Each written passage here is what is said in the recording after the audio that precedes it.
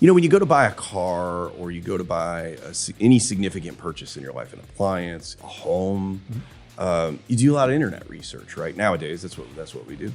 And you gather facts and you gather information and you want to make a wise purchase. And it becomes very transactional.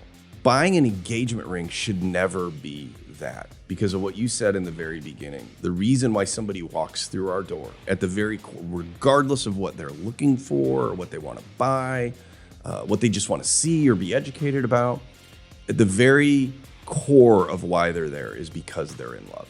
Well, as you and I say, we sell stuff, but we don't just sell stuff. Right.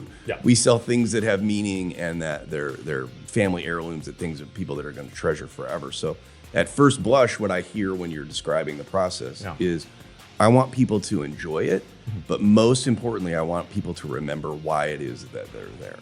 It all comes back to that, regardless of what you choose.